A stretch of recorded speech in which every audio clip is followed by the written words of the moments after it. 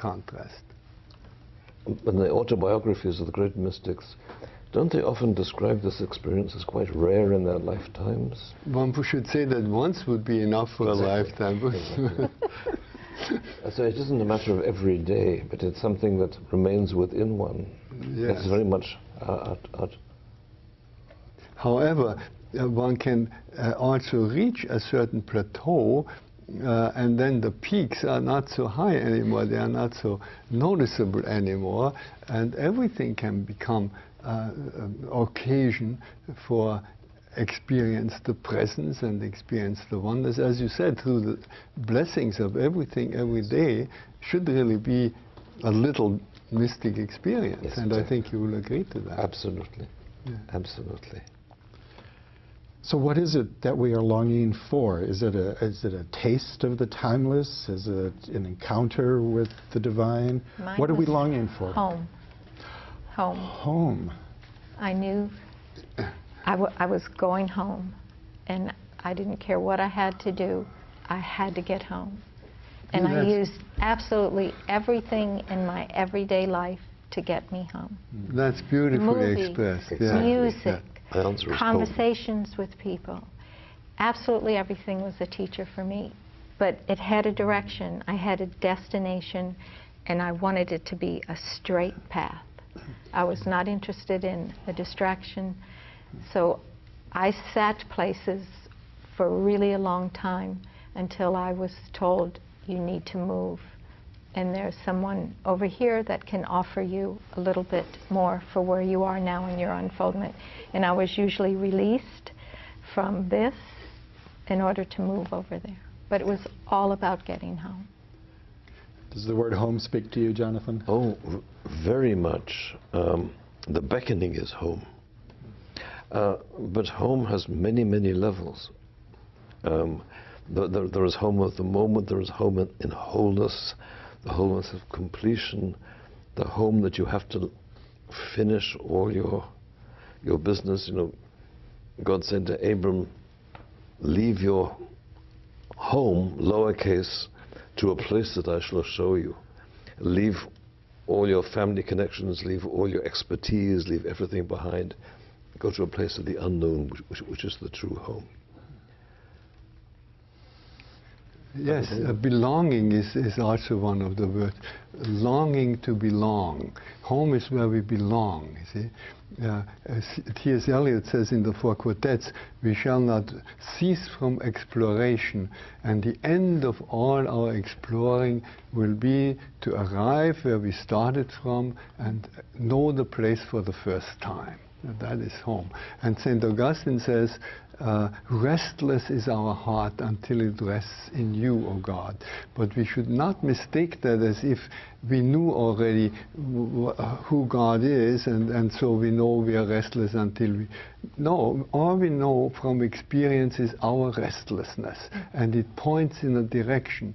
And it is as if St. Augustine were telling us what he means when he uses the word God. It's that towards which all our longing points. It's a direction rather than something or somebody. And then we discover that we can have a relationship to that towards which we are going. In the Talmud, there's that magnificent line, God wants the heart. So if we're feeling this longing, is it possible that we are feeling God's longing for us to come home? Yes. I kept having this sense of someone, come to me, come to me, come to me, come to me. And it was stay in the light, it's the way, stay in.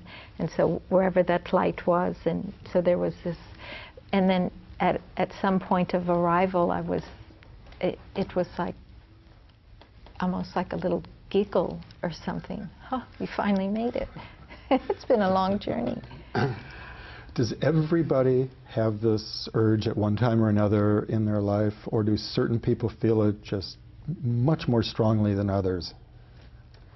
I always had it, ever since I can remember. So I don't know about other people, though. Ditto. I don't know about other people. I've always had it. Maslow says every human being has these peak experiences somewhere, sometime or other. So that would point in the direction that everybody has this longing to belong. But how it expresses itself will be very different from person to person. Something that we've tried to encourage and emphasize on our show, Global Spirit, has been people describing their own personal experience. A moment of transcendence, a peak experience, an epiphany. Brother David? Well, as an example, I would say, but you can only describe the outside. When I was a student, one morning I was eating breakfast, and the radio was playing and played Gluck's Dance to the Blessed Spirits. And I was just gone. I think I had the piece of bread sort of halfway to my mouth, and there it stayed. I don't know for how long. Maybe it was just a few seconds, but it seemed like ages. And that piece just sent me. You see, it just, I listened to it so deeply that it took me into that silence out of which it comes. That's all I can say. It was an experience of total bliss. Wonderful. Lynn, how about yourself? Do you have a moment to share with us? I could actually say that this is a good description. I mean, I may not have toast here, but it is sort of the idea that all of a sudden you're present somewhere else. Dimensionally, you're not in time, not in space. You have no awareness how long you've been gone. And I have many, many triggers for this. I spent a number of years in these states, and that's what my teacher helped with. And I'll give one story on how he trained me to be able to take me out of these states pretty quickly.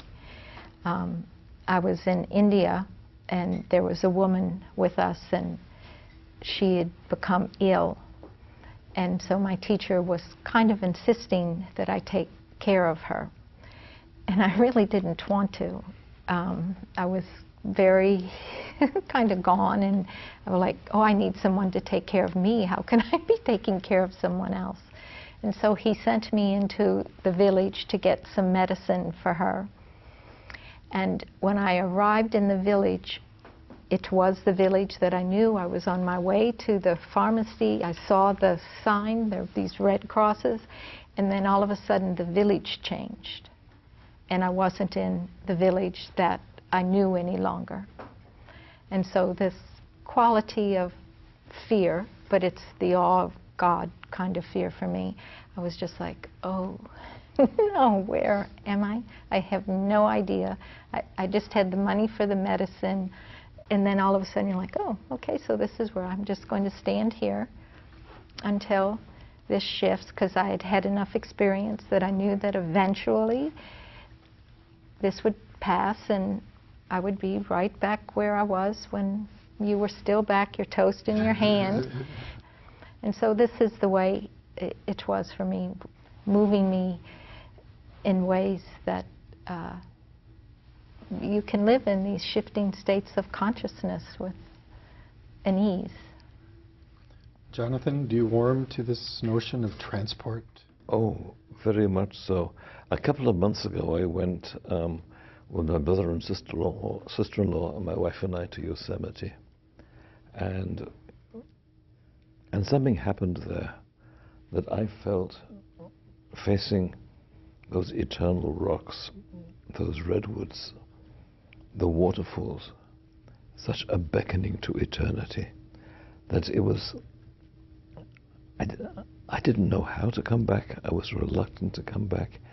And I was aware, I don't know if we'll ever discuss this here, because it's a part of the mystical understanding, is the nature of beckoning to beyond death, that there was a way in which life and death were one. One of the wonderful things about being in the redwoods, there are vertical trees and horizontal trees, and they live together so easily. The vertical trees aren't afraid of touching the horizontal trees that fell down earlier. But I mean, apart from that, I felt in this place of eternity, and it's still very much with me.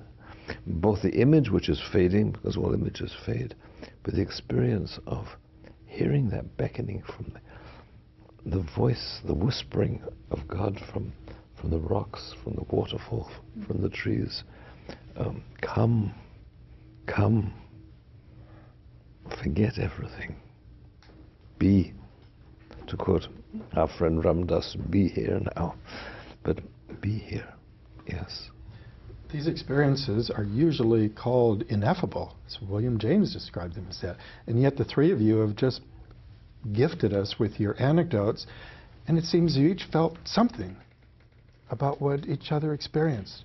Because we've experienced it. It was And so once you have this experience, anyone can tell, and you know exactly what they're speaking about, because you've had the experience as well.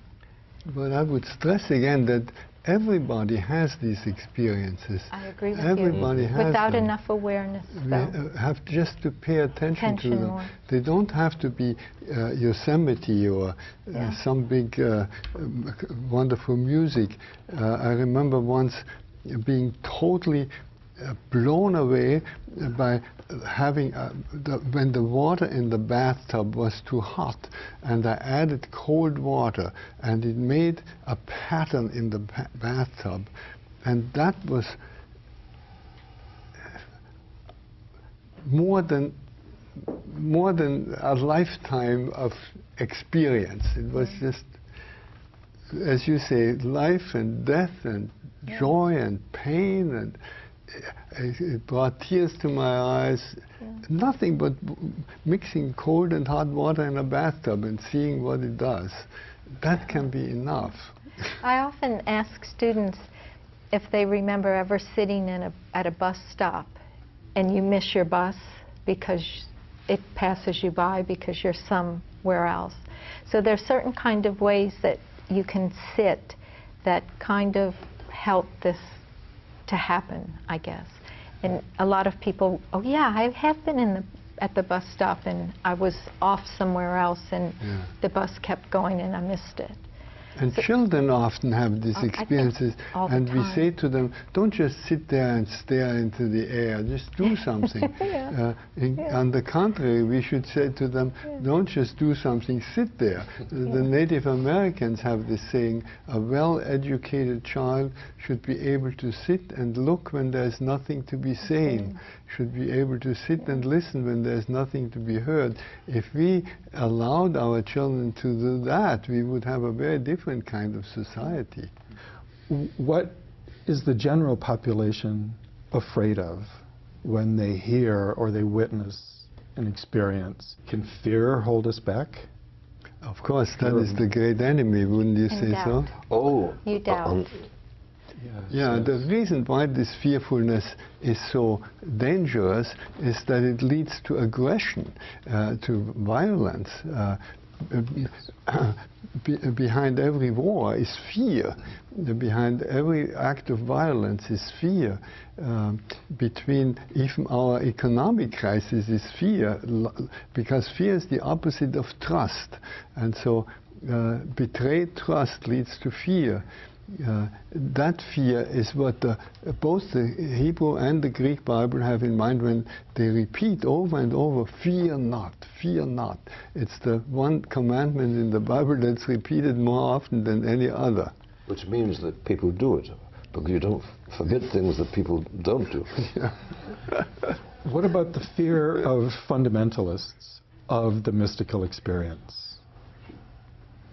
I'm not hesitant to speak about fundamentalism from the inside, because I think that all of us go through a fundamentalist phase in our religious development. Only if you're lucky, you pass through it. If you get some help, you pass through it. And then sooner or later you learn that there is more to it.